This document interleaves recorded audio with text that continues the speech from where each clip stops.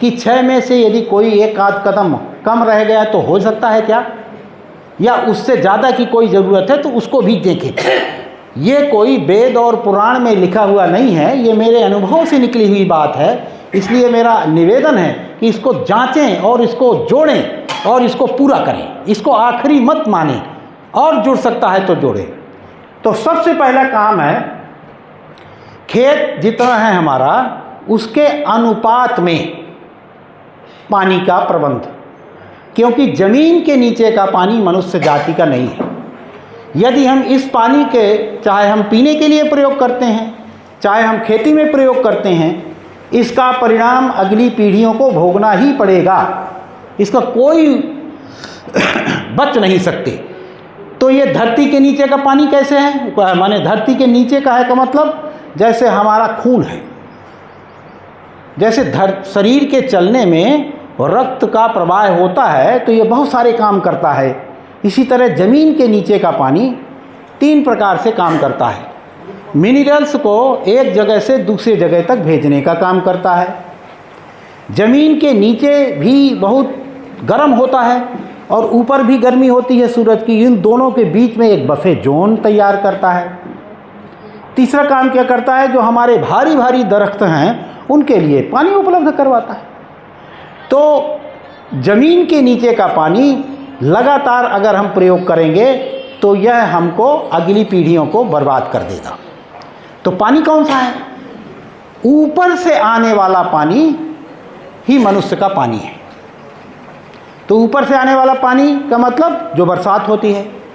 अब बरसात होती है हमारे खेत में, हमें पता है कि मान लीजिए 3 बार सिंचाई करनी है या 4 बार सिंचाई करनी है। एक सिंचाई करने में 1 एकड़ में कितना पानी लगता है, ये गणित तो आदमी जानता है ना, इसको कैलकुलेट कर सकता है।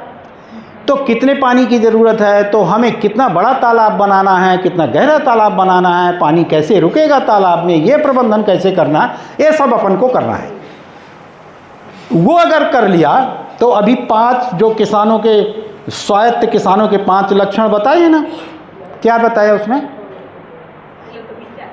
विचार स्वायत्तता, बीज अपना हो, खाद अपना हो, पानी अपना और ऊर्जा अपना। अगर पानी में पैसा लगेगा तो ये वैसे ही है कि चाहे जितना हम कमाएं, वो बर्तन के अंदर के नीचे का छेद है तो बाल्टी कुएं से पानी लेते हैं उसमें 5 छेद हैं, तो ऊपर कितना पानी आएगा, इनसे बह जाएगा।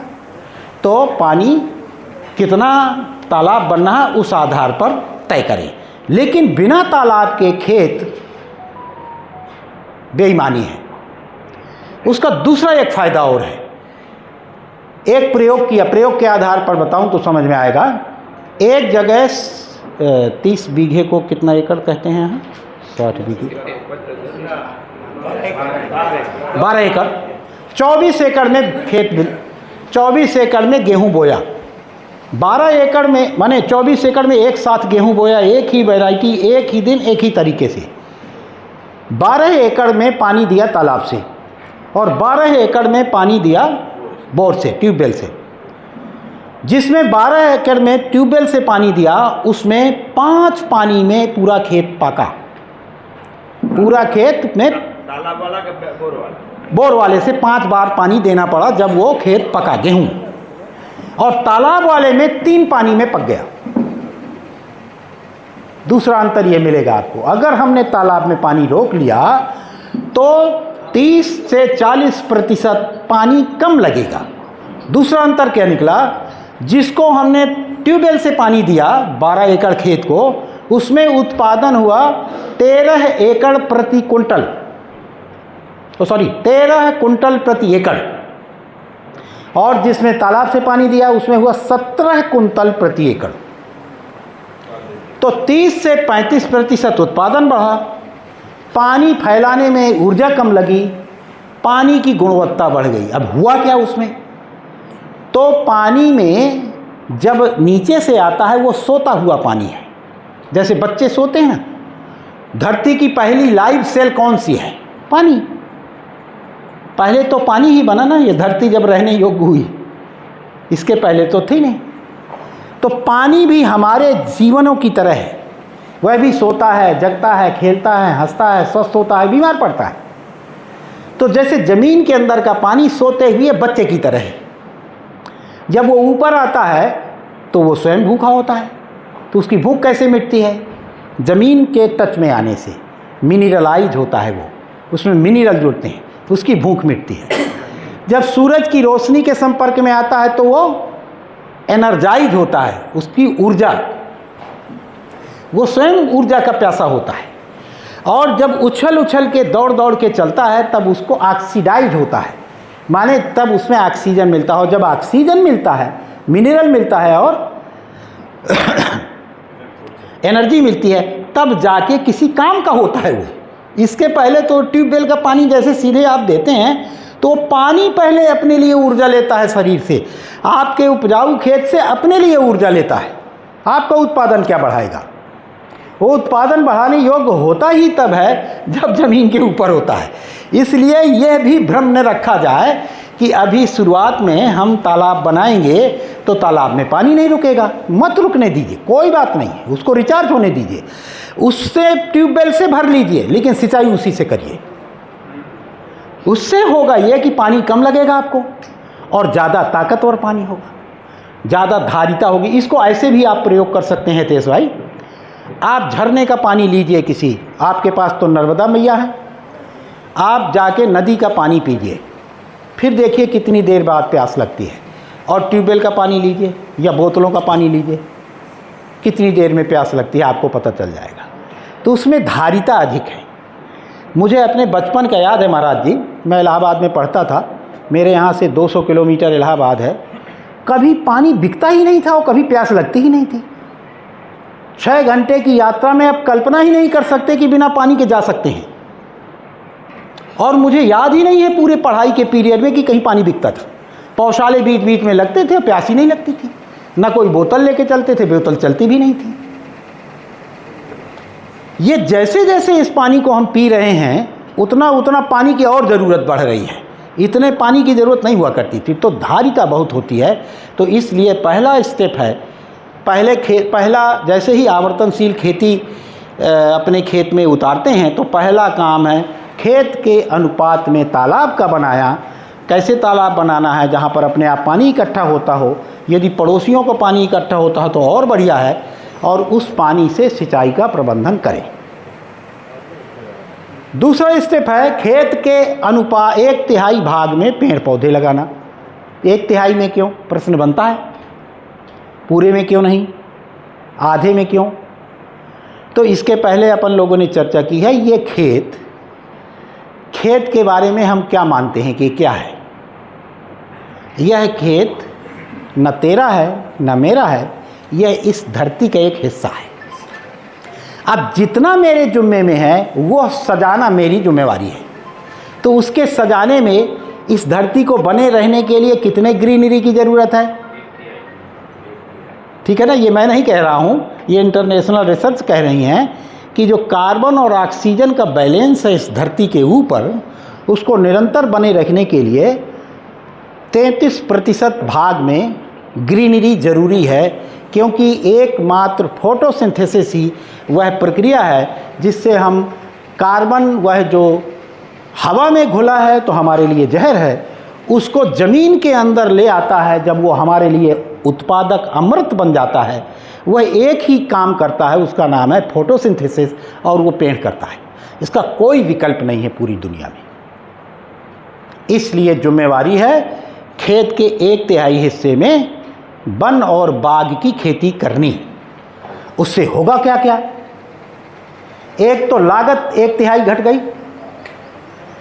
दूसरा क्या हुआ? आपके खाद की क्वालिटी बढ़ गई। ये जो पत्तियां होती हैं पेड़ों की, ये क्या है? क्या है? अरे कार्बन तो है, ये खाद का भंडार है, ये मिनरल है। इसका जो कलर है ना, कलर किस कारण से है? मिनरल के कारण। और मिनरल कहाँ है? ज़मीन के अंदर। तो हर पेड़ एक मिनरल पंप है, बिना ऊर्जा के चलता है। नीचे से मिट्टी, नीचे से मिनरल निकालता है और पानी में घोल के उसको हमारे पशु पक्षियों के खाने योग्य बनाता है और पत्ती के रूप में ऊपर ला के छोड़ देता है। यह काम निरंतर करता है। तो पेड़ कैसे काम करता है? 2 तरह से काम करता है। जितना बड़ा संसार ये ऊपर हमें जो दिखाई देता है, जिसको हम काफ़ी हद तक कहते हैं कि जानते हैं, उससे कम संसार ज़मीन के अंदर नहीं है। वहाँ पर भी हमारी तरह के जीव जंतु और बहुत सारे हैं। और पेड़ क्या काम कर रहा है?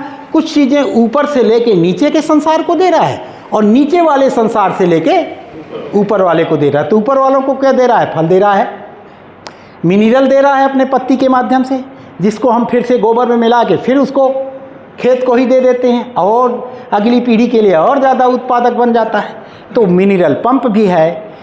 और ज़मीन के नीचे के लिए, ज़मीन के नीचे के संसार को जिंदा रखने के लिए उतना ही महत्वपूर्ण काम कर रहा है जितना ऊपर के संसार के लिए। हम सब जानते हैं फोटोसिंथेसिस में क्या होता है? 3 चीज़ें होती हैं।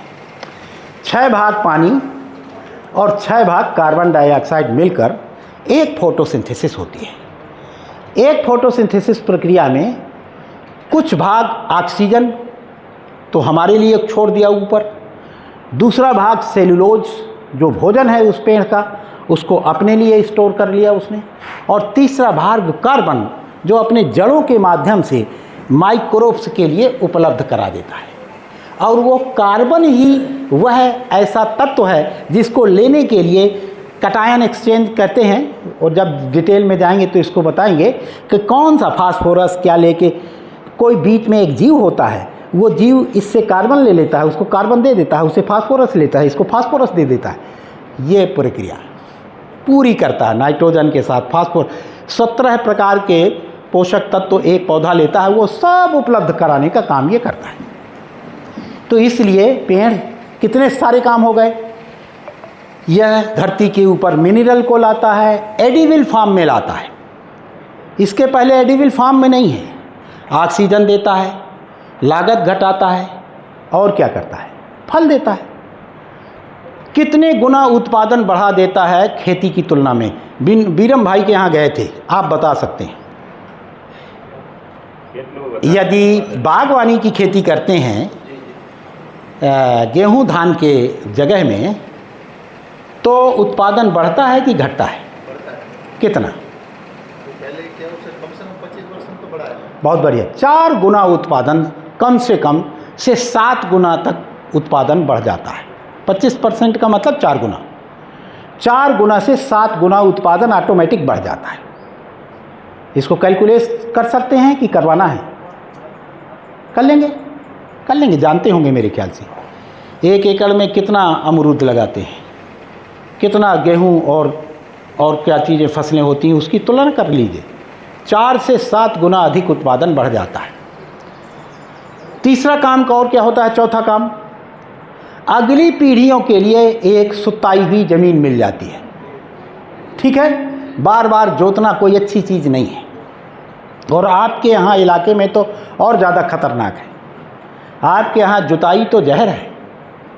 जितनी ज़्यादा जुताइयाँ करते हैं उतना 2 काम होते हैं, कार्बन इवेपोरेट हो जाता है और बरसात में बह भी जाता है। तो आप तो ऐसी खेती करें जिसमें आपके कुछ खेत के हिस्से को बिल्कुल जुताई न किया जाए। ऐसे तरीके विकसित कर सकते हैं, क्योंकि आपके खेत में 70 से 80% रेत है और ज़्यादा से ज़्यादा 20%, 25% के आसपास क्ले है। हम बहुत भाग्यशाली लोग हैं जो गंगा यमुना के दोआबे में हैं, आप तो प्रसिद्ध है। वहाँ पर क्ले 100% है। हम सैंडलेस इलाके से आते हैं, बहुत ही कम्पैक्ट खेती है, बहुत उपजाऊ खेती है। यहाँ पर आपके साथ में कार्बन तुरंत टूटता भी है और बनता भी है। हमारे यहाँ टूटता भी देर में है, बनता भी देर में है। तो इसलिए यहाँ पर जुताई कम से कम हो, यह इस इलाके के लिए। दूसरी मल्चिंग दूसरी मल्चिंग, यह काम भी पेड़ करते हैं। मल्चिंग 3 प्रकार की होती है। मल्चिंग माने ढांपना। 3 प्रकार की मल्चिंग, हाँ 3 प्रकार का आच्छादन होता है। तो ये जो पेड़ पौधे होते हैं ये आच्छादन का भी काम करते हैं। लाइव मल्चिंग कहते हैं इसको, सॉइल मल्चिंग, लाइव मल्चिंग और स्ट्रा मल्चिंग। स्ट्रा भूसा, चारा, ये पत्तियाँ, टहनियाँ, इससे सबसे बढ़िया है स्ट्रा मल्चिंग। जितना स्ट्रा मल्चिंग करेंगे आप अपने इलाके में, आपके खेत साल दर साल और ज़्यादा उपजाऊ होते चले जाएंगे। क्यों होंगे? क्योंकि उसके नीचे जो जीव जंतु हैं, जो असली किसान हैं, वो पलते हैं।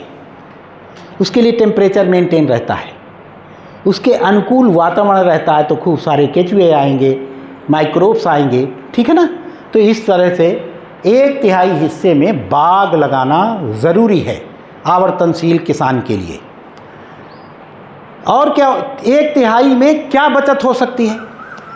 जैसे कि अभी सुबह बात हुई कि हमारे गांव का कुल टोटल रकबा और हमारा खेत एक निश्चित अनुपात है वो। यदि गांव में सामूहिक रूप से खेत हैं, मान लीजिए कि 25% भाग में पूरे गांव में पहले से बाग लगा है, तो आप अपना 25% घटा के 10% कर लीजिए, या 10% भाग में लगा है तो आप 25 कर लीजिए, क्योंकि सामूहिक रूप से जो बाग लगा है उसमें हमारा भी हिस्सा है। तो इस तरह से पूरे गांव की तुलना में 1/3 हिस्से में बाग लगाएं, ठीक है। तीसरा स्टेप है 1/3 हिस्सा पशुओं का है। ये धरती सबकी है ना। जैसे एक पेड़ लीजिए, ये केवल मनुष्य के लिए बना है क्या? कोई भी फसल का ध्यान करिए आप, उसके 3 हिस्से होते हैं। जड़ हैं, ज़मीन के नीचे के लिए है। बीच वाला हिस्सा वेजिटेशन जिसको कहते हैं, ये किसके लिए है? पशुओं के लिए है। और फल किसका है? हमारा है। तो हमने सब में कब्जा कर लिया और किसी को कुछ देंगे ही नहीं, जबकि ये धरती तो सबकी है, पेड़ पौधों की भी है, चिड़ैया चुनगुन की भी है, पशु पक्षियों की भी है। अच्छा, कोई किसी का हिस्सा काट लेगा तो अमीर हो जाता है क्या? आपने किसी बेईमान भाई को अपने भाइयों से बेईमानी करे और सुखी हो जाए, देखा है ऐसा आपने? मैंने तो नहीं देखा है। किसी का हिस्सा काट के कोई बड़ा हुआ है आज तक? सुखी हुआ है, समृद्ध हुआ है? तो हम कैसे हो जाएंगे? धरती तो पशुओं की भी है, लेकिन हम मालिक हैं तो हम ये कर सकते हैं कि उसका डिजाइन बना सकते हैं कि कैसे पशुपालन करना है, कितने एरिया में क्या कहते हैं चारागाह को यहाँ पर है, चरने का कितना देना है, किस एरिया में देना है, कौन कौन सी घासें बोनी है, उसके उसमें देनी है। ये एक हमारा और पशुओं का, एक किसान का और पशुओं का एक कॉन्टैक्ट है, ये अनुबंध है हमारा। जब पशु खाने जाता है तो 5 मुंह होते हैं उसके। पशु के 5 मुंह होते हैं, 4 पैर, 1 मुंह। 1 मुंह से खाता है, 4 से बर्बाद करता है। तो किसान ने कहा, भाई तू यहाँ रह यार, 4 का हिस्सा मैं ले लेता हूँ, तेरा वाला तो मैं दे दूँगा, ठीक। तो हमारा उसको कॉन्टैक्ट है। वो 5 मुंह के बजाय वो 4 मुंह से जो बर्बाद करता है, उससे ये कहा कि यार तुम मत आया करो, हम तुम्हें वहीं दे देंगे। तो कुछ उसके घूमने का प्रबंध कर दिया, कुछ उसको वहीं पर खाने का प्रबंध कर दिया। हमारा अनुबंध पूरा हो गया। उसके एवज में उसने क्या दिया? क्या दिया? गाय काहे के लिए? दूध के लिए। दूध तो अपने बच्चे के लिए देती है भाई, उसको तो छीना झपटी करके लेते हैं हम। क्या है वो? गोबर देने की। उससे अच्छी कोई मशीन है दुनिया में? एक गाय कितना खाती है? 10 किलो। और गोबर कितना करती है? तौला है उसको? नहीं तौला है। किसी ने गाय का गोबर तौला है? नहीं तौला है। गोबर ज़्यादा देती है। दुनिया में कोई ऐसी मशीन नहीं है जो खाती कम हो या देती ज़्यादा हो। एक गाय पूरे जीवन में 1.5 लाख किलो के आसपास गोबर बनाती है। खाती क्या है? चारा, भूसा।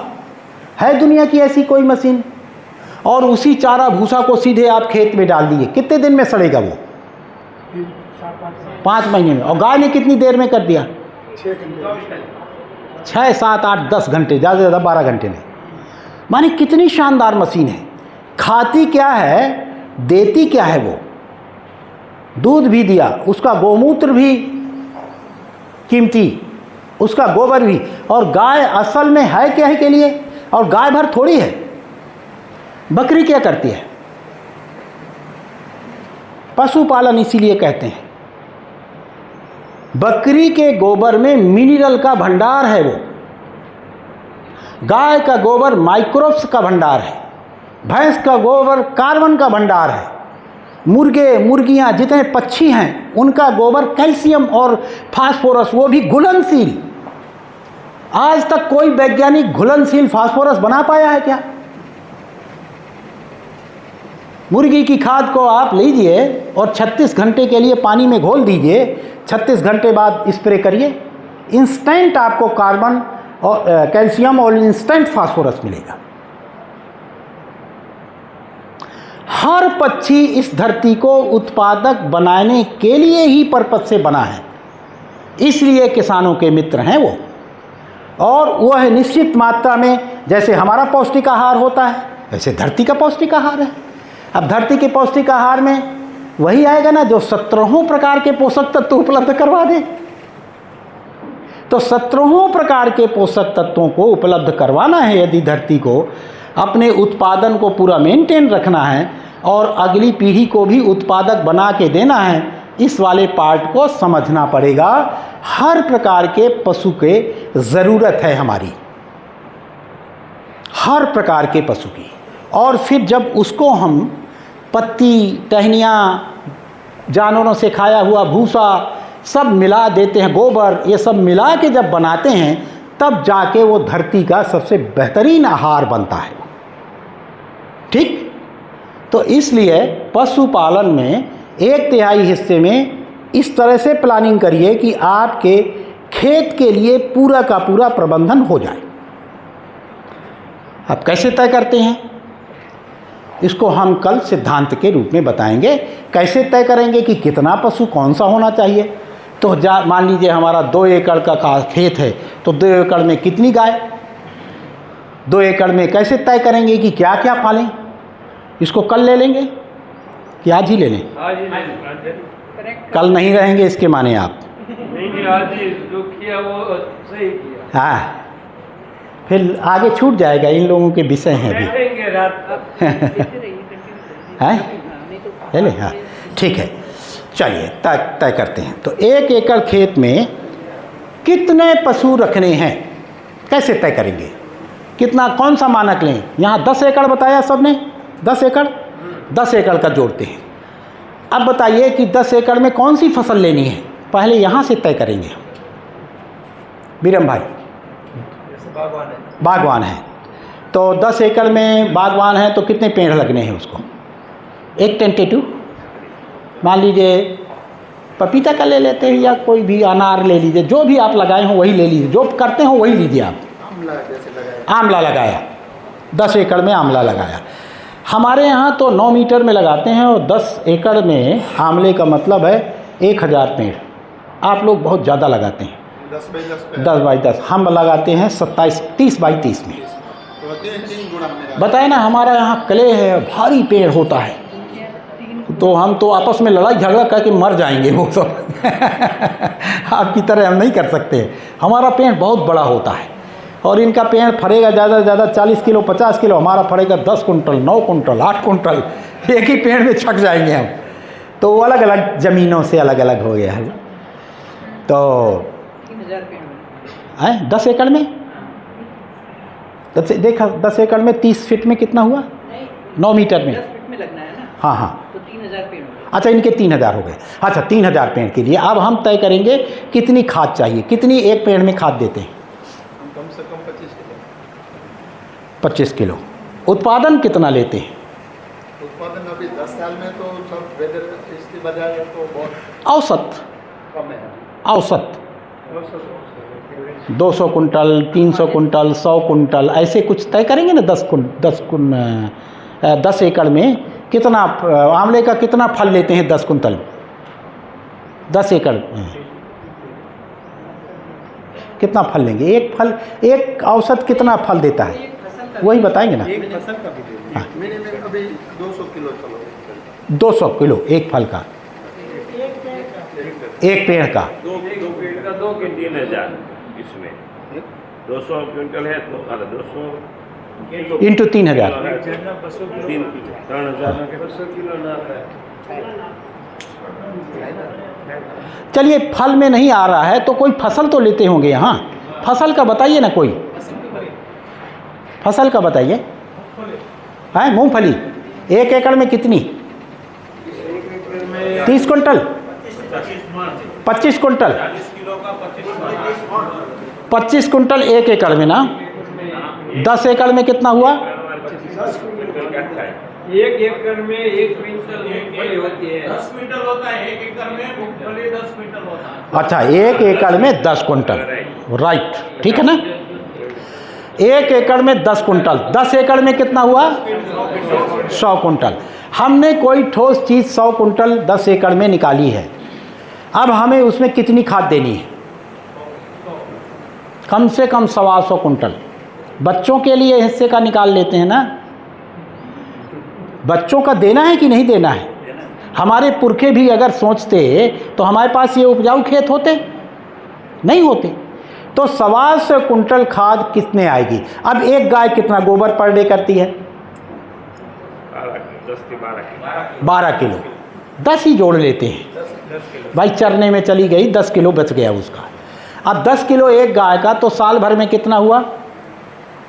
36-37 कुंटल। 36-37 कुंटल की ज़्यादा हुआ।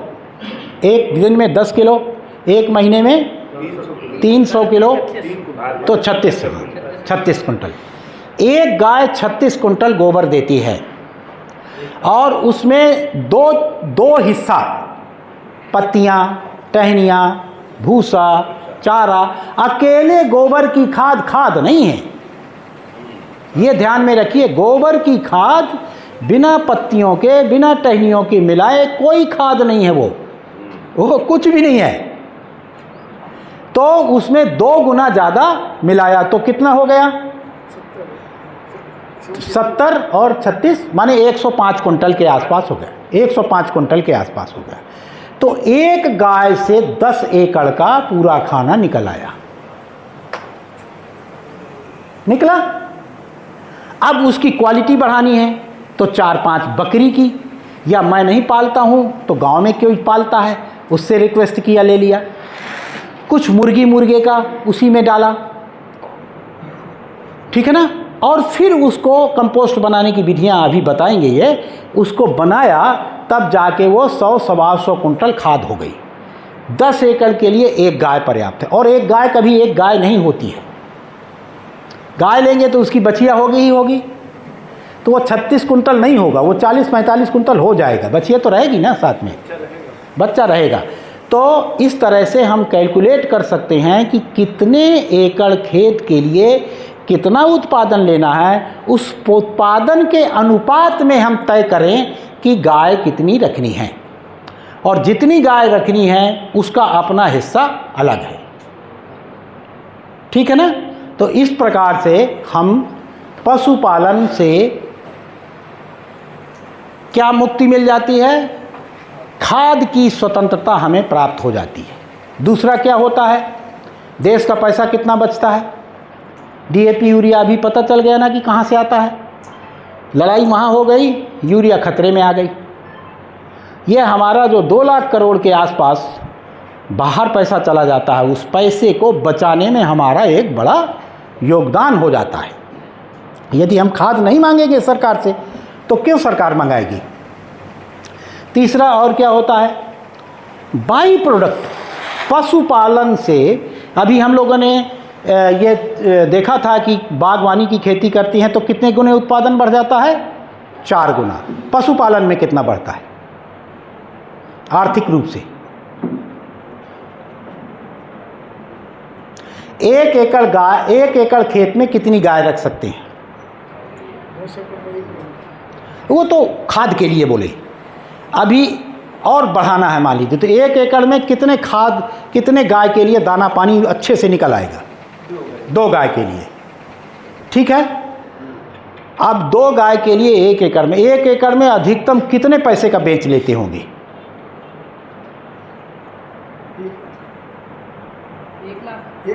1 लाख का। और एक गाय कितना दूध देती है यहाँ औसतन? दोनों समय में 10 लीटर। 10 लीटर, ठीक है ना। और एक कितने किलो गाय के दूध में 1 किलो घी होता है? 24-25, ठीक है ना। और एक लैक्टेशन पीरियड में यहाँ की गाय कितना दूध देती है एक ब्यात में? वो तो बताएंगे ना, यहाँ गाय वाले तो बहुत सारे होंगे ना। कितना लीटर? 3500 लीटर, 3500 लीटर, 3000 लीटर मान लेते हैं, इससे कम तो नहीं देगी ना। 3000 लीटर में घी कितना बना भाई? 2500 लीटर में 100 किलो बना, 100 किलो बना, और ये 40 किलो ये बन गया, तो 140 किलो बना। और 2 गाय से बना तो 280 किलो हुआ। क्या भाव घी जाता है यहाँ? 2000 रुपये, 1500 मान लीजिए। तो 1500 का भी 3 कुंटल घी कितने का हुआ? कितना पैसा कैसा बताए थे? 1 एकड़ में 1 लाख। और इसमें कितना मिला? गोबर अलग मिला, गौमूत्र अलग मिला। तो पशुपालन में हरदम 7 से 8 गुना उत्पादन बढ़ जाता है, बागवानी में 4 से 7 गुना बढ़ जाता है, और प्रबंधन अच्छा हो गया तो पशुपालन में और ज़्यादा संभावनाएं हो जाती हैं। तो इस तरह से आर्थिक रूप से भी आपको कभी कमज़ोर नहीं होने देती है। एक तो हमने हिस्सा दिया तो भी हमारे पास बचा, जो है वो बचेगा। हिस्सा देने पर हमारे पास जो है वो टिकता है। और किसान की बड़ी समस्या आने की है कि टिकने की है? टिकता नहीं है। आता तो है, टिकता नहीं है। पहले क्या होता था? आता भले ही कम था लेकिन टिकता बहुत था। तो समस्या क्या है? ना टिकना। हम लगे कहाँ पड़े हैं, उसको रोकते नहीं हैं और भरते चले जाते हैं, तो उससे होता कुछ नहीं है। तो टिकने की समस्या क्यों नहीं टिकता? क्योंकि दूसरों का हिस्सा मारे रहते हैं। तो वो घूम घाम के कहीं हमारे कैंसर होके, कहीं लड़ाई झगड़ा होके, कहीं ये हो गया तो कहीं वो हो गया, कहीं ना कहीं से वो वहाँ जाता रहता है जहाँ के लिए है, वो जिसका हिस्सा है। और अगर हम दे दिए सब हिस्सा तो अच्छा, आपके यहाँ कहावत है कि नहीं है? हमारे यहाँ अगर गाय भैंस कुत्ता बकरी बिल्ली कुछ हो गया तो ये मानते हैं हमारी आफत को उसने रोक लिया। मानते हैं आपके यहाँ भी? हमारे यहाँ मानते हैं। गाय पालते हैं, कुत्ता पालते हैं, बकरी पालते हैं, भैंस पालते हैं, तो उससे क्या होता है? अगर कोई आफत आई तो हमारी आफत वो ले लेते हैं, क्योंकि जीवन है ना। अच्छा, हमारे लेखे वो पशु है और अस्तित्व में डिजाइन क्या है? वो एक अदद जीवन है। जैसे मेरा जीवन वैसे उसका जीवन, जैसे मैं आत्मा वैसे वो आत्मा। अभी इस समय वो छोटा शरीर चला रही है, कुछ दिन के बाद मेरे जैसा चलाएगी, लेकिन वो है टोटल एक अदद। हमें पुण्य लाभ होगा उसके एक जीवन के पालने का। ऐसा थोड़ी होता है कि मनुष्य का जीवन अलग प्रकार का होता है, उसका अलग। सेम है, कोई डिजाइन में डिफॉल्ट नहीं है।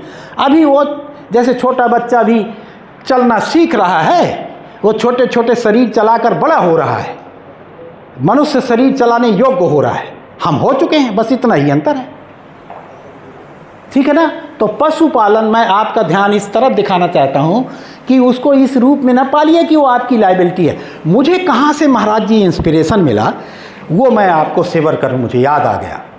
एक युद्धवीर सिंह नाम के मेरठ के पास के एक किसान थे। मैं ऐसे ही उस समय आज से 25-30 साल पहले कहीं घूमने रण सिंह भाई के यहाँ शायद गया था मैं, तो टहलते टहलते पहुँच गया।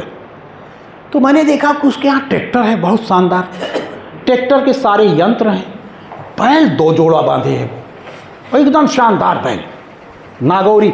यहाँ पर कौन किस्म मैंने अभी बैल नहीं किसी को देखे, कांकरेज है। हमारे यहाँ नागौरी बड़ा शानदार बैल माना जाता है, 6.5 बीता का बैल, एकदम गोरा चिट्टा, एकदम सटा हुआ घोड़े की तरह का होता है बिल्कुल। भारवाहन प्रजातियों में श्रेष्ठतम प्रजाति मानी जाती है नागौरी। वो बंधे थे, तो मैंने उनसे पूछा कि युद्धवीर जी आप तो ट्रैक्टर ले आए हैं, बैल क्यों बांधे? तो उन्होंने कहा कि यार भाई ये बताओ, मैंने अपने भाइयों से काम लेना बंद कर दिया तो क्या भाइयों का हिस्सा खत्म हो गया? बैल हमारे भाई हैं भाई, हम ले आए हैं ट्रैक्टर, इन्होंने थोड़ी कहा है कि तुम ट्रैक्टर ले आओ। ये तो बेचारे करने के लिए तैयार हैं, मैं इनका हिस्सा कैसे काट सकता हूँ। पूरे जीवन भर उन्होंने बांध के बैल खिलाए और ट्रैक्टर से खेती करते रहे। ये थोड़ी कह रहे हैं। हमारा और पशुओं का ऐसा ही भाईचारे का रिश्ता है। जिस जिस किसान ने इस रिश्ते को त्याग दिया वो कभी सुखी समृद्ध हो ही नहीं पाया, पैसा चाहे कितना आ गया हो। वो पैसा बैंक वालों के गिनने के काम आता है, आनंद के काम नहीं आता है वो और किसी आनंद के काम नहीं आता है। ठीक है ना। तो पशुपालन से आर्थिक रूप से भी, सामाजिक रूप से भी, और अभी हम क्यों खेती कर रहे हैं ये ध्यान रखें। उसके नज़दीक क्या है वो, हम ईश्वर में ही हैं। हम स्वीकार नहीं पाते हैं कि ईश्वर में हैं। क्यों? क्योंकि हमारे अंदर क्षमता का अभाव है। उस क्षमता का विकास होता है जब पशु पालते हैं, पेड़ लगाते हैं, उसके भी नज़दीक हमें ये पहुंचाते हैं। चौथा है खेत के बाकी खेत अपने परिवार के लिए। यह चौथा स्टेप है आवर्तनशील खेती के लिए। जैसे ही खेती बाजार के लिए की, अभी किसके लिए खेती करते हैं? बाजार कैसे चलता है? जितना ज़्यादा जाएगा इतना कम दाम मिलेगा। हाँ, डिमांड एंड सप्लाई के आधार पर बाजार का नियम है, जितना ज़्यादा जाता है उसका दाम डाउन, यदि कम गया तो डाउन ऊपर। अब इससे किसान कभी पार पाएगा? पार पाएगा उससे? कभी नहीं पार पाएगा। उसका क्या तरीका है? उसका तरीका है कि अपने खेत में अपने परिवार के लिए जितनी ज़रूरतें हैं वो हम सब खेत में पैदा कर लें। हमें अपने घर से कुछ भी, घर के लिए बाजार से कम चीज़ें लानी पड़े। ठीक है ना। तो यह चौथा स्टेप है कि जो शेष एक तिहाई खेत है उसमें खूब गोबर की खाद डाला जाए। अभी उर्वरता में बताया जाएगा कि किस प्रकार से पौधे पोषण लेते हैं, किस प्रकार से मिट्टी को उर्वर बनाए रखना है, कौन सी चीज़ें सीधे पौधे लेता है तो उसको किस अवस्था में किस विधि से दें, उसका नाइट्रोजन, फास्फोरस, पोटास जितने सूक्ष्म तत्व हैं कैसे पूरे हो जाएं वो भी दें, और खूब अपने परिवार के लिए खेती करें। ठीक है। ये इसमें कोई एतराज़? बाजार के लिए खेती करने से क्या मतलब होगा? अच्छा, दूसरा एक चीज़ देखिए, 3 चीज़ें हैं। पैसा, बाजार में क्या आता है? पैसा। और पैसा काहे के लिए आता है?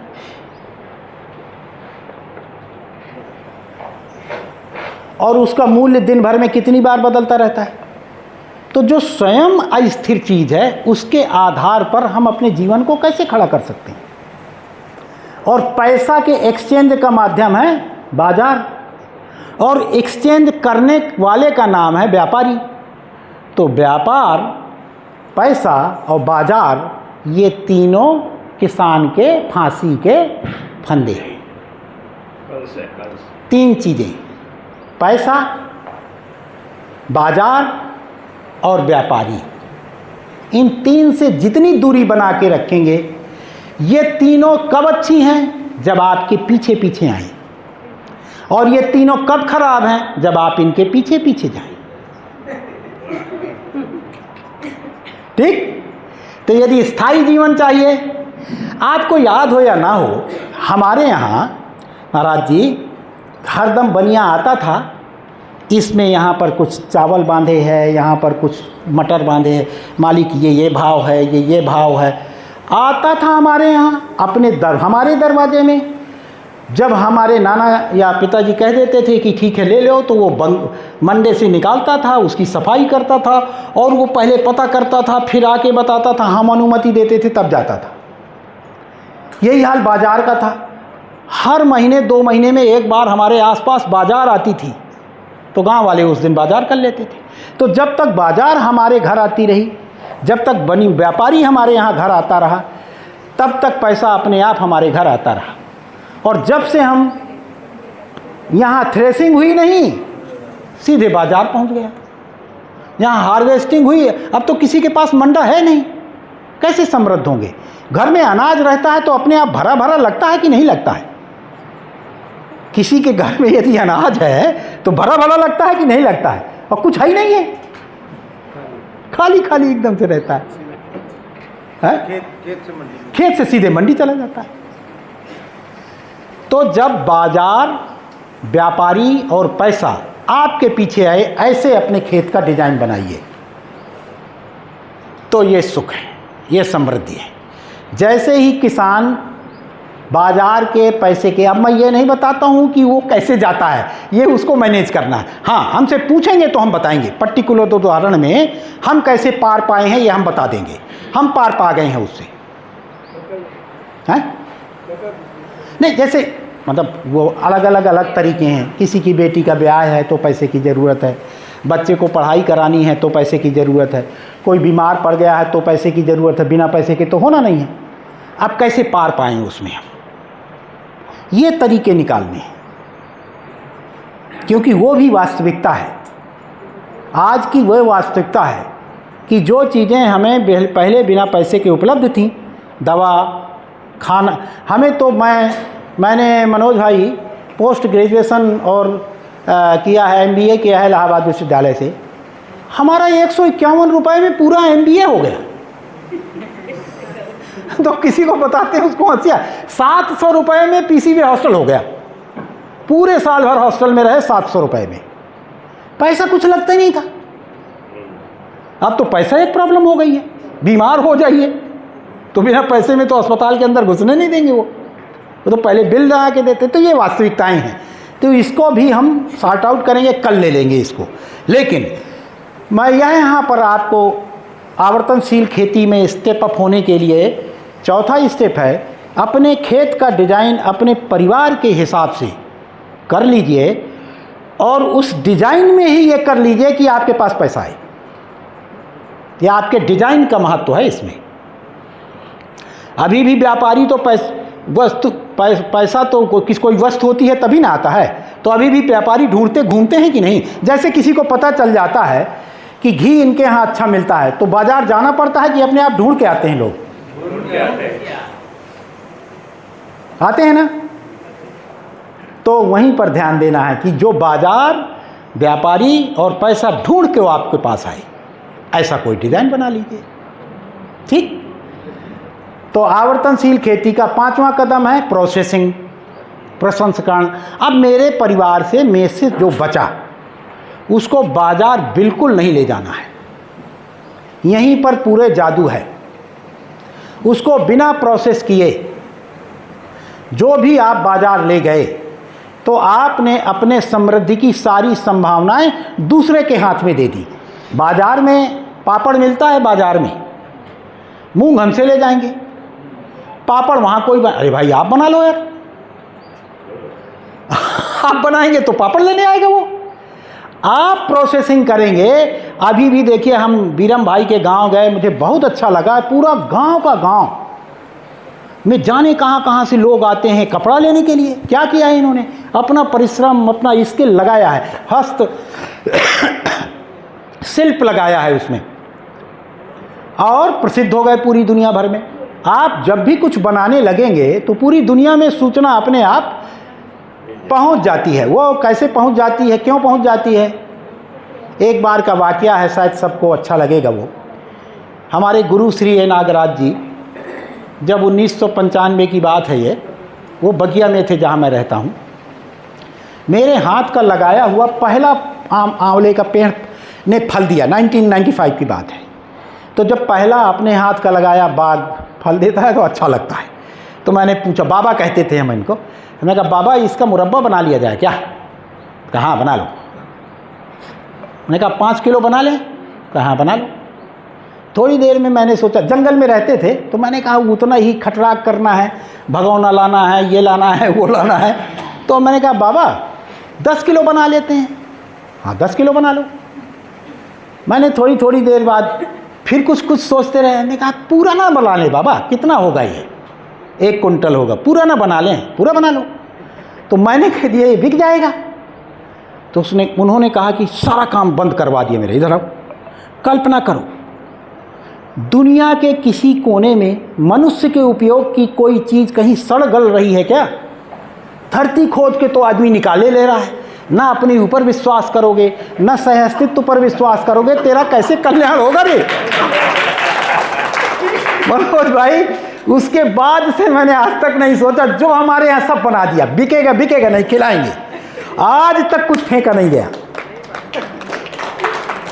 तो मतलब हम विश्वास नहीं करेंगे जिस परम पिता परमात्मा में घिरे डूबे भीगे हैं। मनोज भाई की खुशबू कैसे पूरी दुनिया में जा रही है, ये कहीं जाते हैं क्या माइक लेके बताने? सुवास सब जगह जाता है। तो हम विश्वास करें और सर्व मंगल कामना के भाव से व्यस्त में अपने अंदर सर्व मंगल कामना रखें और किसी भी वस्तु को मनुष्य के उपयोगी बनाएं, आपके घर आएगा लेने के लिए। यह 5वां स्टेप है, यहीं से हम समृद्ध होते हैं। यह बिना ईश्वर में विश्वास हुए, बिना सह अस्तित्व में विश्वास हुए, बिना कार्य कारण संबंध में विश्वास हुए यह प्राप्त नहीं होता है। लोभी लालची आदमी इसको समझ नहीं पाएगा। समृद्धि और लालच में एक अंतर है, भीनी चद्दर का अंतर है, भीना सा अंतर है,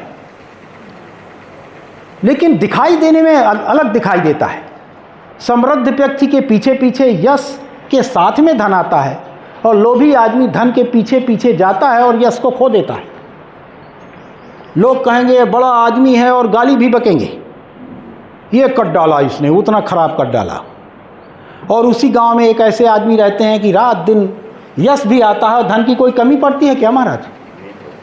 पड़ती ही नहीं।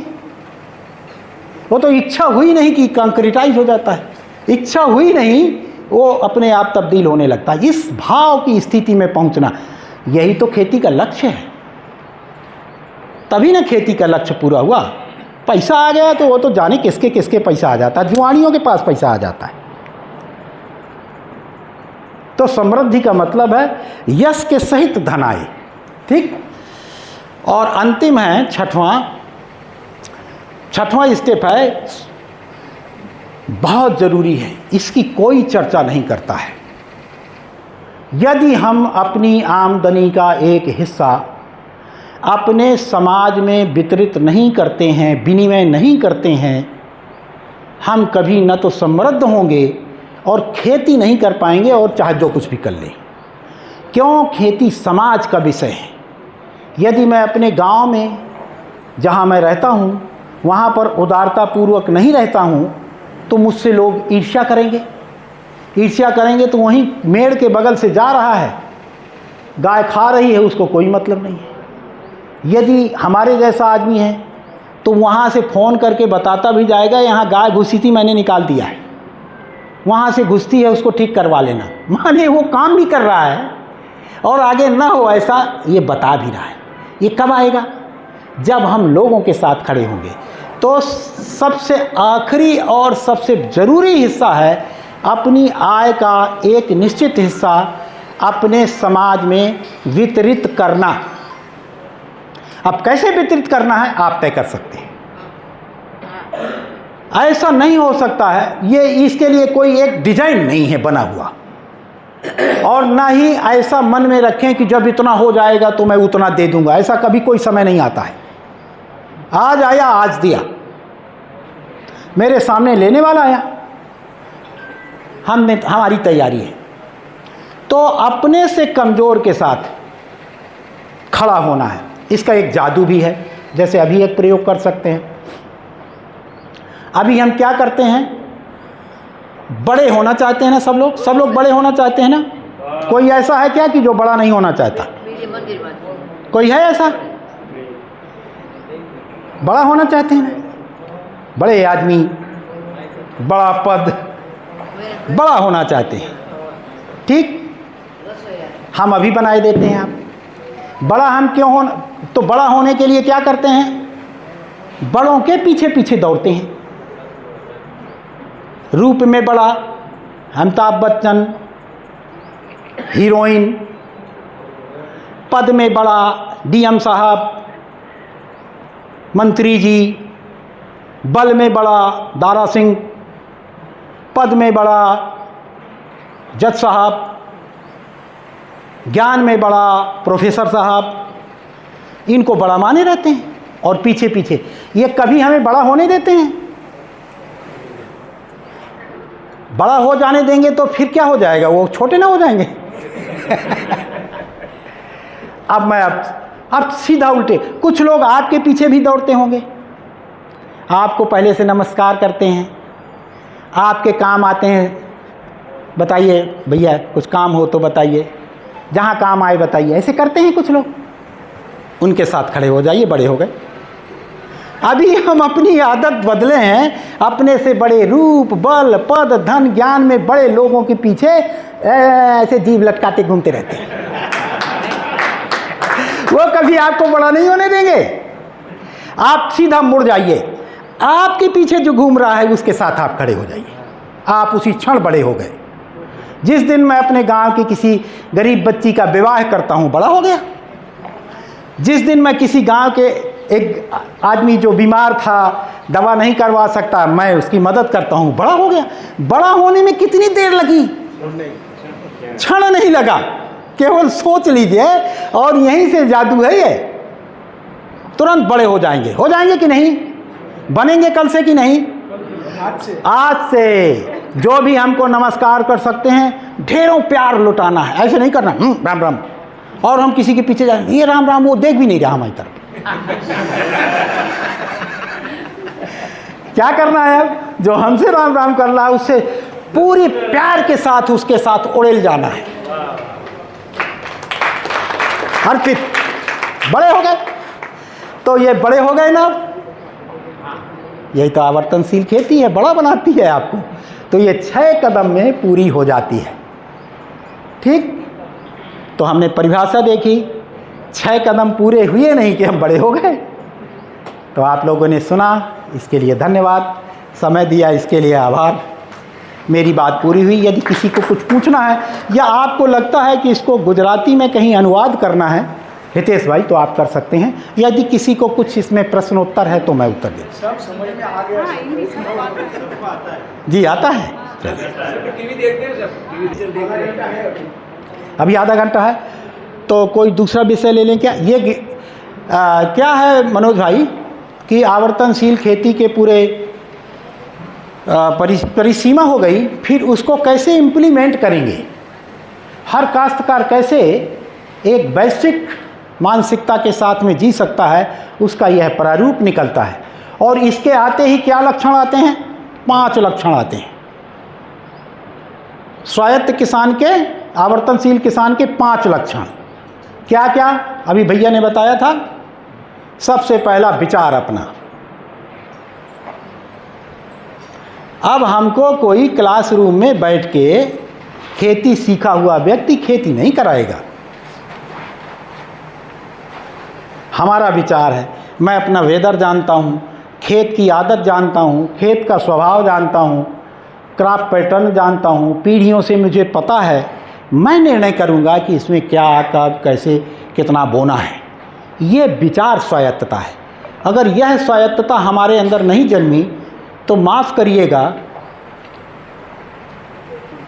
कोई न कोई हमारे पास एक कहानी सुनाए क्या होती है। एक पंडित जी बकरी पाले थे। यहाँ के पंडित जी न पालते हों तो कोई और दूसरा कर लीजिएगा, हमारे यहाँ पाल लेते हैं इसलिए हमें कोई दिक्कत नहीं।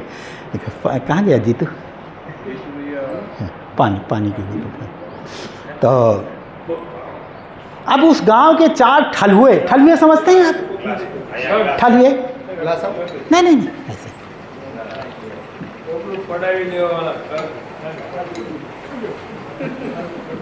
4 ठग थे उसी गांव में, और उन्होंने तय किया कि पंडित जी की बकरी निपटानी है आज। अब पंडित जी बेचारे सीधे साधे, उनके घर में कोई काम पड़ गया, उन्होंने बकरी ली और सोचे कि आज इसको बेच के आते हैं। तो बकरी को उन्होंने अपने कंधे में डाला और बाजार चले। अब वो चारों ठग या ठलुए रास्ते में लग गए। पहला ठग मिला, उन्होंने कहा महाराज पाँव लगी, कहाँ जा रहे हैं? तो जा रहे हैं बाजार बकरी बेचने के लिए। ये बकरी है, ये बकरी है। वो चला गया, देखा बकरी तो है, ये थथोला उसने कहा बकरी तो है। फिर थोड़ी देर के बाद दूसरा ठलुआ मिला, उसने कहा महाराज पाँव लगी, ये कुतिया कहाँ लादे घूम रहे हैं। अब उसको लगा कि निकाल के देखा उसने कि अरे यार ये बकरी है कि कुतिया है। हाँ, बेवकूफ़ बना रहा है हमें। फिर उसने ऊपर लग दिया कि नहीं ये बकरी है। अब कुछ देर के बाद तीसरा वाला मिला, महाराज पाँव लगी, ये पागल कुतिया है, काट चुकी है एक को। अब उसने सोचा कि ये गड़बड़ है, कुछ नीचे रखा था थोड़ा। हाँ, बेवकूफ़ बनाता है ये कहीं का। फिर उसने किया, चौथा ठलुआ मिला, उसने कहा महाराज फेंकिए, काट रही है। फेंक दिया उसने, ले गए काट के खा लिया।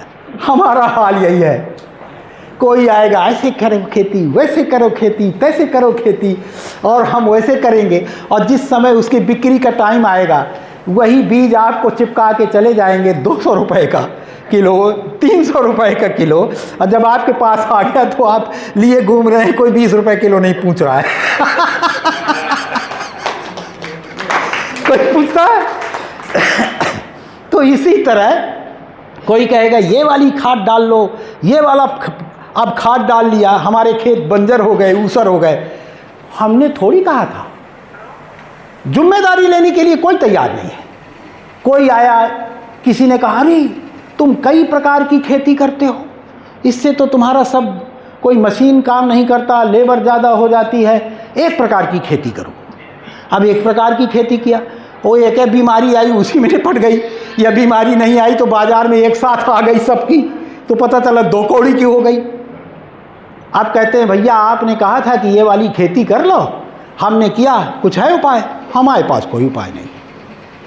तो इस तरह से आएंगे और सभी अपने अपने बीज बेच के चला जाएगा, कोई ड्रिप बेच के चला जाएगा, तो कोई पाइप बेच के चला जाएगा, कोई कुछ तो बेच के चला जाएगा। और आपको लगेगा हमारे घर साहब आए हैं। साहब नहीं आए हैं, वो आपकी जेब काटने आए। तो इतना मूल्यांकन करके रखिए, तब जाके आप मुक्ति पाएंगे। तो पहला लक्षण विचार स्वायत्तता, दूसरा लक्षण बीज स्वायत्तता। अब सबसे बड़ा अभी तक का जो ब्लंडर हुआ है किसानों के साथ में, वो बीज के साथ हुआ है। आज से 40 साल पहले ऐसा कोई खेत था, किसान था जिसके पास अपना बीज नहीं था। अब भला पता कर लीजिए किसी के पास अपना बीज हो, किसी के पास नहीं। ये तो बड़ा जादू हो गया। माने इतना ज़्यादा बड़ा मिरेकल है ये बीज का खो जाना। और मैं तो बड़ा आश्चर्य से भरा हूँ इस बात से कि अब बीज बनाया कैसे जाता है ये भी नहीं जानते हैं। नहीं, जबकि हमारे घर में हर दम नया बीज हर साल तैयार होता था। जब खेत घूमने जाते थे तो हमारी बड़ी अम्मा किसान थी, तो वो प्रतिदिन अपने इस तरह की धोती, वो वाली कांच वाली पहनती थी, वैसे करके प्रतिदिन उनके ओली में नए बीज भरे होते थे। और आंगन के एक हिस्से में वो कहीं अरहर का बीज, हमारे यहाँ मनोज भाई 9 प्रकार की दालें, 5 प्रकार के तेल, बड़ा समृद्ध इलाका है हमारा इस मामले में, और हर बीज आपको मिलेगा। हर साल नया हो जाता था। जब से बड़ी अम्मा ने खेती बंद की तब से हम बीज बनाना भूल गए लोग, और पूरी नेचुरल सिलेक्शन मेथड से बनाती थी। वो बीज लाती थी और 2 किलो 3 किलो जिस मात्रा में ज़रूरत होती थी उसको रखे रहते थे। अब किसी के पास अपना बीज नहीं है। और बीज एक ऐसी चीज़ है जो हजारों वर्षों की प्रक्रिया से सधती है।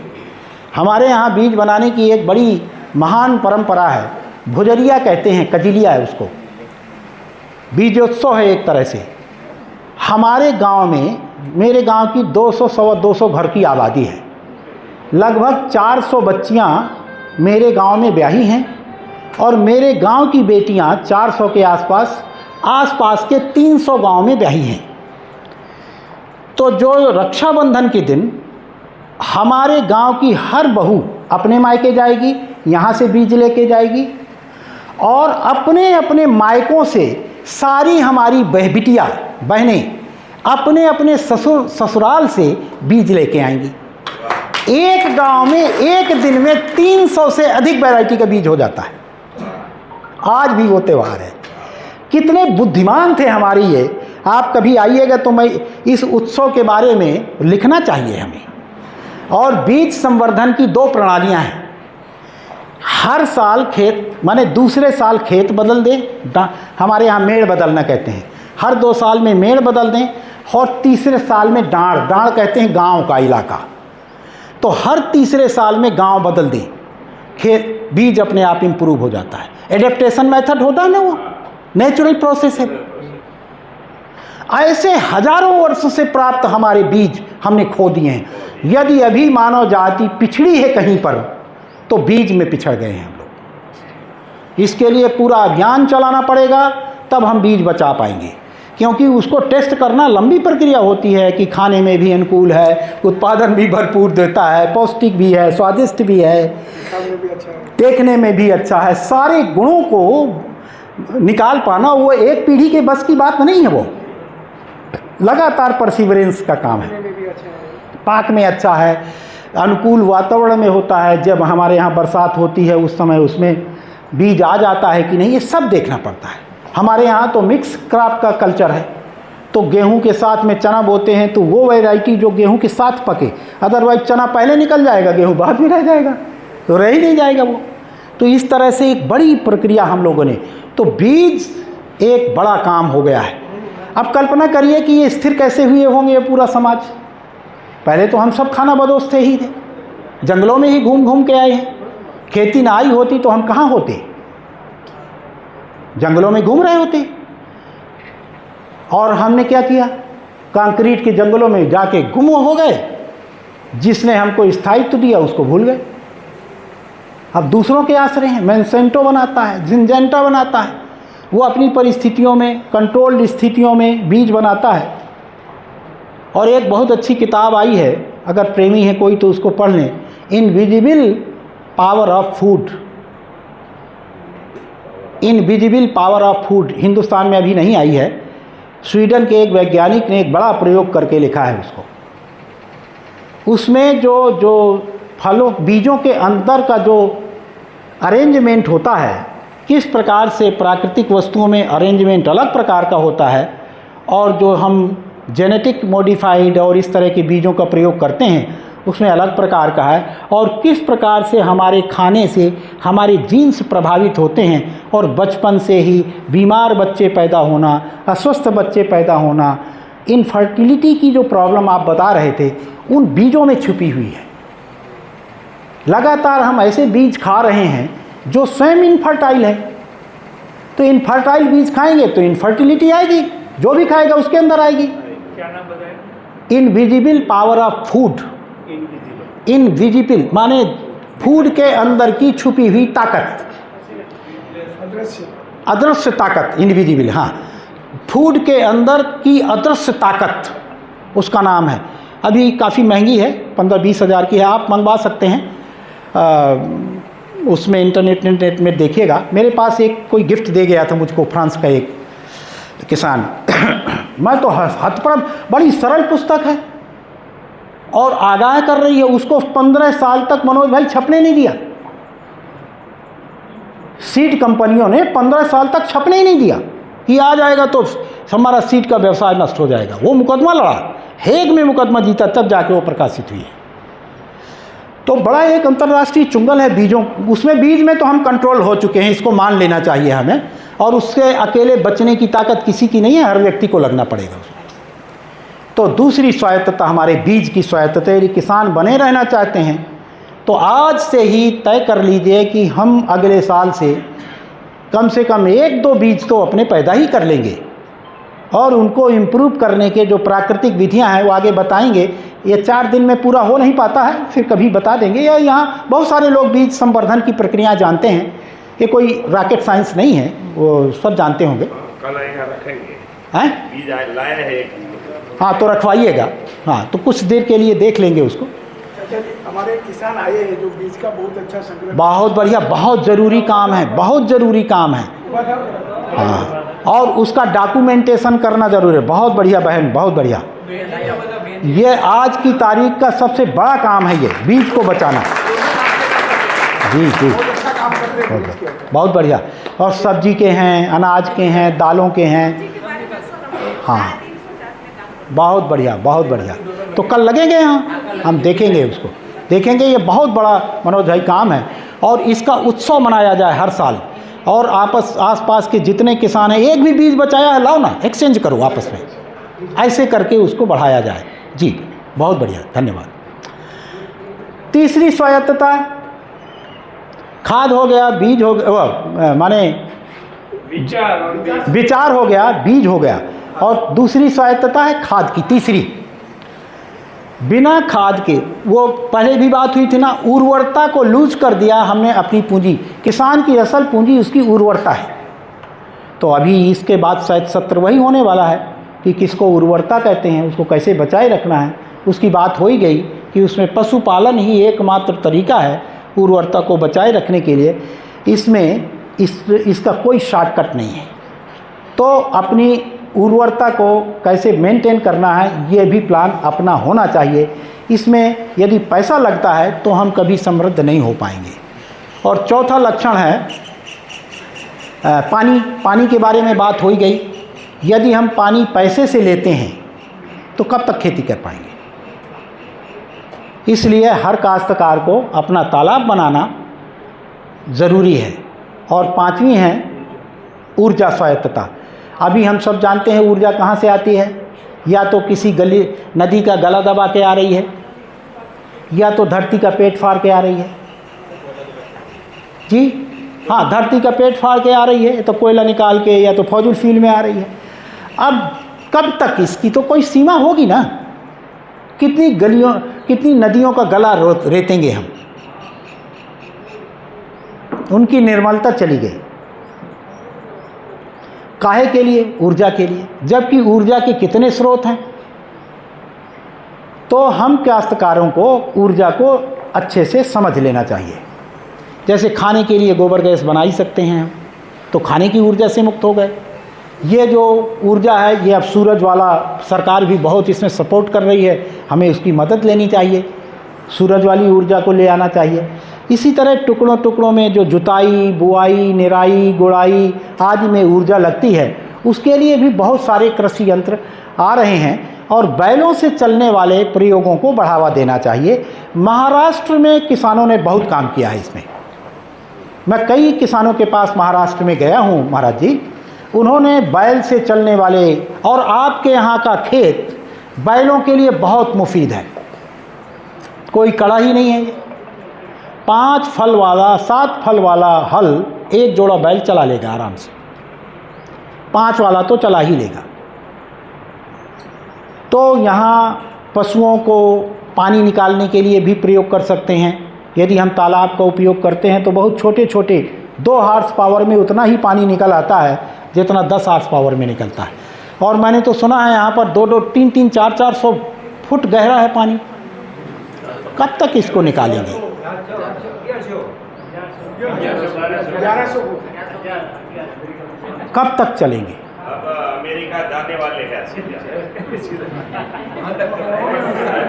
और अमेरिका के बीच में तेल निकल आएगा। फिर वहाँ ईरान बंदूक लेके खड़ा है। ठीक है ना। तो इस तरह से हम स्वायत्त किसान ही इस धरती में स्वराज्य क्या होता है? 3 स्तर होते हैं इसमें।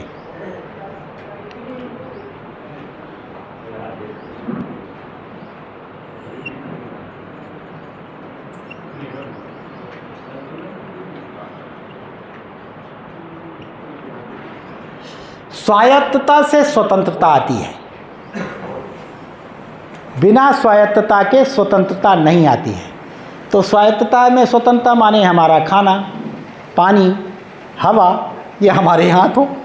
ये हमारा अगर खिलाएगा तो हम उसकी गुण गाएंगे। तो स्वायत्त व्यक्ति स्वतंत्रता के लिए पात्र होता है। स्वतंत्रता का मतलब मेरा तंत्र। तो मेरा तंत्र आएगा ही जब मैं स्वायत्त होऊंगा। तो तंत्र में क्या चीज़ें होती हैं? 5 चीज़ें: शिक्षा, स्वास्थ्य, न्याय, उत्पादन और विनिमय। ये 5 मेरी योजना अनुसार हों या मैं अपनी सामूहिक योजना में भागीदारी करके हूँ, इसको स्वतंत्रता कहते हैं। तो स्वायत्तता से स्वतंत्रता आती है। ये नहीं है, ये कभी नहीं आएगी। और ये नहीं है तो ये कभी नहीं आएगी। ऐसा किसान नहीं है तो स्वायत्त नहीं है, स्वायत्त नहीं है तो स्वतंत्र कभी नहीं हो पाएगा।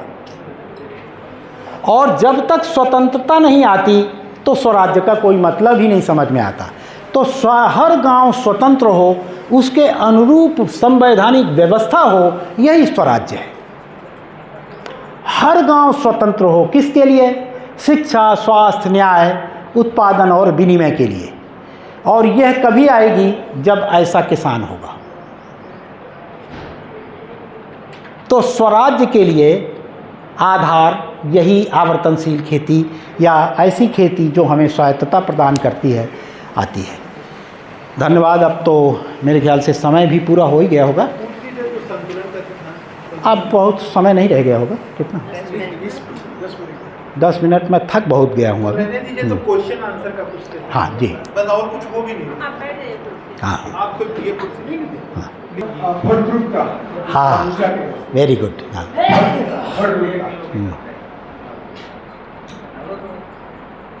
तो उर्वरता,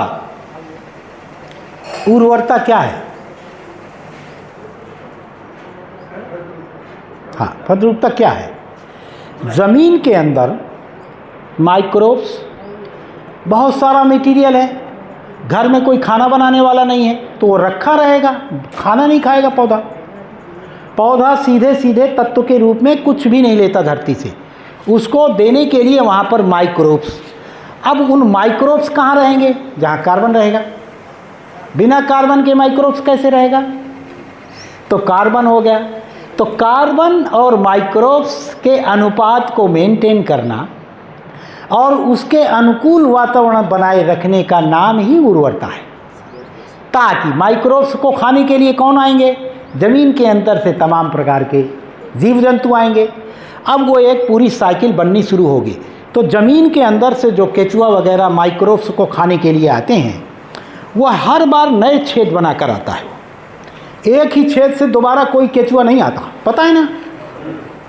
तो जितनी बार आएगा फिर जाएगा, फिर आएगा फिर जाएगा। वो क्या करता है? ज़मीन के नीचे तक छिद्र बनाता है, जिसके माध्यम से बरसात का पानी और हवा तो हमारी जो जड़ें हैं उनके लिए मुहैया करवाता है। इस पूरी प्रक्रिया का निरंतर बना रहना, तो 4 चीज़ें हो गई ना उसमें। कार्बन हो गया, माइक्रोब्स हो गए, सॉइल लाइफ हो गई और ह्यूमस हो गया। ह्यूमस माने उस टेम्परेचर को मेंटेन रहना, और इस निश्चित अनुपात को मेंटेन करना ही उर्वरता बनाना है। अब ये कहीं कहीं जुताई से हो जाती है, कहीं कहीं बिना जुताई के हो जाती है। आपके यहाँ तो बहुत अनुकूल है, आपके यहाँ जुताई कम से कम हो, ज़्यादा अच्छा है। इसको ढाक के रखेंगे और अच्छा उत्पादन होगा इसका। तो इस प्रकार से उर्वरता का मतलब है इन 4 चीज़ों का एक अनुपात बने रहना। किसान, सफल किसान क्या करता है? उसको समझता है और उसको लगातार बनाए रखता है। कैसे बनाए रखता है? एक बार फसल लिया, मल्च कर दिया, वह मल्च अगले बार के लिए कार्बन बन गया, फिर वहीं पर माइक्रोब्स के लिए अड्डा बन गया। उस माइक्रोब्स को खाने के लिए हरदम वहाँ पर सॉइल लाइफ बनी रहेगी। वो प्रक्रिया निरंतर चलती रहेगी। यही अपनी असली पूंजी है, इसी को उर्वरता कह रहे हैं जी। कार्बन बहुत कम हो गया है जी। हम जब कार्बन के बारे में सोचते हैं तो 0.5, 0.6 ऐसा ही कार्बन आता है जी। तो ये कार्बन बढ़ाने के लिए आपने जो बोला कि वो गाय का खाद भी है, बकरी का खाद भी है, भैंस का भी है, तो 1 एकड़ में आपने सिर्फ गाय का बताया, फिर और दूसरे का नहीं बताया। हाँ, तो फसल के ऊपर डिपेंड करता है। अभी इसके ऊपर में डिटेल कब होना है? ये अभी जीतू का विषय है, इसके बाद का विषय उस डिटेल में ही है। कार्बन बढ़ाने का कार्बन बढ़ाने का तरीका मैं बता देता हूँ। इतने मात्र से अभी कार्बन नहीं बढ़ा। कार्बन तब बढ़ता है जब माइक्रोब्स को और कार्बन को मिला के तमाम जीव जंतु खाते हैं और जब विष्ठा करते हैं, उससे सॉइल कार्बन बार बार की उस साइकिल से बनता है। ये 10 साल 20 साल की प्रक्रिया है। इसमें कार्बन बढ़ाने का सबसे सरल उपाय है पानी को रोक के रखना, नमी को रोक के रखना और उसमें यह कार्बन मैटर और माइक्रोब्स का भरपूर बना रहना, 35-36 डिग्री से ज़्यादा टेम्परेचर को न बढ़ने देना, यह लगातार जब कई साल तक हम बनाए रखते हैं तब जाके सॉइल कार्बन बढ़ता है। जो हमारे देश में सॉइल कार्बन बढ़ा हुआ है यह हजारों वर्षों की प्रक्रिया से बढ़ा हुआ है। हम हमारे खेत को एक साल में 2 बार 3 बार जुताई करते हैं तो उससे घटेगा, कार्बन एवेपोरेट हो जाएगा।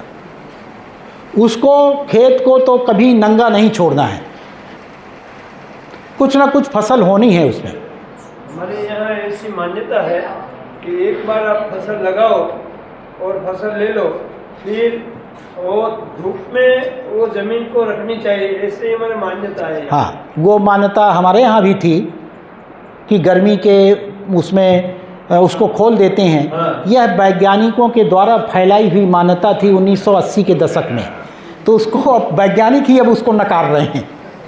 जब वो सॉइल कार्बन, तब तो भरपूर सॉइल कार्बन था, अब नहीं है, अब इवेपोरेट हो गया, अब तो वैज्ञानिक ही रोकने लगे हैं। तो गर्मी की जुताई बहुत आवश्यक है। ये किसके लिए, कब 1980 के दशक में याद हो आपको, तब एकदम से उठा था ये जी। तो जमीन की जुताई कितनी बार करनी चाहिए? ना करें, ज़्यादा कम से कम करें, यही सफल किसान है। और वो धूप में रहने? वो तो रहने ही नहीं देना है उसको। उसको 3 प्रकार का कवर बताया आपको, live cover, soil cover, extra cover, कोई ना कोई कवर दे दीजिए उसको। लाइव कवर दे दीजिए, बड़े बड़े दरख्त लगाइए, हर 10 फुट या 20 फुट 25 फुट में मेड़ों में खूब बड़े पेड़ रहने दीजिए, तो उसकी छाया में कुछ देर तक यहाँ के माइक्रोब्स, कुछ देर यहाँ के माइक्रोब्स ये बने रहेंगे, ऑटोमेटिक वो प्रक्रिया बनी रहेगी। जब गाय का खाद डालते हैं तो उसमें वो आपने बताया कि वृक्ष के पत्ते और भूसा सब डाल के करना चाहिए, तो हम ऐसा नहीं करते हैं। हम तो गाय का जीवामृत, गण जीवामृत बनाते हैं और सीधा डाल देते हैं। बहुत बढ़िया। लेकिन जैसे द्राक्षासव है, अशोकारिष्ट है, यह दवा है, यह भोजन नहीं है। वह दवा तब काम करती है जब पेट भरा है, तो वह बहुत अच्छी चीज़ है, डाइजेशन सिस्टम बढ़ाती है, माइक्रोब्स की संख्या खूब बढ़ा देगी, लेकिन खाने के लिए भी तो कुछ होना चाहिए वहाँ। तो बिना कार्बन के वह बहुत अच्छी चीज़ है। उस प्रक्रिया को, जिस प्रक्रिया को सीधे बहुत दिन में करता है, जीवामृत तुरंत कर देता है उसको। वो तो जीवाणुओं का भंडार है, लेकिन भोजन नहीं है। भोजन उसका कार्बन है, ऑर्गेनिक कार्बन। जीवामृत धूप में डालना है या नहीं डालना? धूप में 35-36 डिग्री से ज़्यादा टेम्परेचर बढ़ने पर माइक्रोब से इनएक्टिव हो जाता है। जैसे हम बहुत गर्मी लग गई तो क्या होता है, अपने आप को बचाने में लग जाते हैं, दूसरा काम क्या करेंगे, तो वाला काम रोक देते हैं, अपने आप को बचाने में बेचारे लग जाते हैं।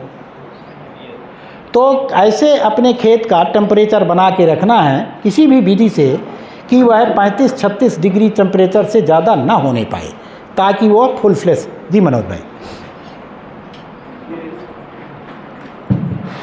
ये कार्बन का मुख्य स्रोत है, मैं समझा कि वो बायोमास है। जो फाइबर जो है तो उसका अच्छे से अच्छा जल्दी से इंस्टेंट कार्बन बढ़ाना है तो हरी खाद और ग्रीन मैन्योरिंग जितना भी करोगे, जितना फास्ट आपको कार्बन बढ़ाना है वो बढ़ सकता है। तो हरी खाद जो है वो कार्बन बढ़ाने का बहुत अहम स्रोत है। और दूसरी बात है कि ये जो आपने उर्वरक की जो 4 बिंदु बताए, मगर उसको बढ़ाने के लिए हमें खाद की परिभाषा सुनिश्चित करनी है कि उसको हम कैसे बढ़ा सकते हैं। अगले चैप्टर में वही है मनोज भाई, खाद पे। हमने उसमें मनोज भाई, मैं एक बात बताता हूँ, हरी खाद का आप विश्लेषण कीजिए। क्या हरी खाद हम किसको बोलते हैं? लीलो पड़वास, हाँ, बस ऐसे बात बताए सबको। दलहन, लीलो पड़वास, उसमें ज्यादा से ज्यादा बायोमास देने वाला भी का उपयोग होता है। दूसरा है ज्यादा लेग्यूम का उपयोग होता है, जिसमें नाइट्रोजन फिक्सिंग और कार्बन दोनों मिलता है। अगर आपने कोई धान्य वर्ग का लगाया तो उसमें बायोमास ज्यादा मिलेगा, बिल्कुल, उसमें नाइट्रोजन कम मिलेगा। अगर लेग्यूम का, कठोर वर्ग का अगर हमने ग्रीन मैन्योरिंग किया तो वो उसमें नाइट्रोजन भी मिलेगा और बायोमास। और खाद का जो परिभाषित आपने मेरा विषय अभी तो हाँ ठीक है, उसी में बल्कि हम तो अच्छा लगेगा कि आप बताएं इसको, अगर आपके पास कोई सुनिश्चित परिभाषा हम भी समझेंगे उसको, है ना। पहले हम लोग वाली हो जाए। हाँ ऐसे भी कर सकते हैं, उसी समय जब ये जीतू बताएगा उसी समय पूरा इंटरेक्शन करके पूरा कर लेंगे। ये ऐसा है विषय कि वो जो एक निश्चित रेशियो है उसके ज़मीन के अंदर बना रहना है।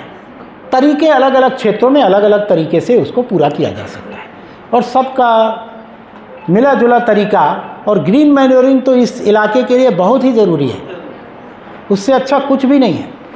वो तो अगली फसल के लिए आपको पूरा का पूरा बेस तैयार करके देगी, और धीरे धीरे जितना ज़्यादा से ज़्यादा गोबर फैलाएंगे इस तरह की ज़मीन में, ये मिट्टी बनेगी। अभी तो मिट्टी बनना शेष है, इसको मिट्टी बनना शेष है, अभी तो ये मिट्टी ही नहीं पूरी बनी हुई है जी। तो हो गया पूरा, तो यह सत्र पूरा हुआ, आप लोगों ने फिर पूरा समय दिया, उसके लिए आभार। अब अगला हितेश जी बताएंगे क्या हम मार्गदर्शन मिल रहा है। અત્યારે આપણે બધા 7 વાગે આવવાનું થશે। अभी मैं पूछता हूँ कि अगर हम जीवामृत बनाते हैं तो गाय के गोबर से बनाते हैं, लेकिन अभी बताया कि जो भैंस का भी गोबर होता है, बकरी का भी गोबर होता है, उसमें अलग अलग तरह के जो तत्व होते हैं, तो क्या हम अगर जो जीवामृत बनाते हैं तो एक ही साथ गाय का गोबर, बकरी का गोबर और भैंस का गोबर का इस्तेमाल कर सकते हैं? कर सकते हैं। वो तो मिनरल है, बकरी की खाद में मिनरल अधिक है, मुर्गी की खाद में कैल्शियम फास्फोरस है, माइक्रोब्स का वही भोजन है, तो कर ही सकते हैं। हो गया, कर सकते हैं। આપણે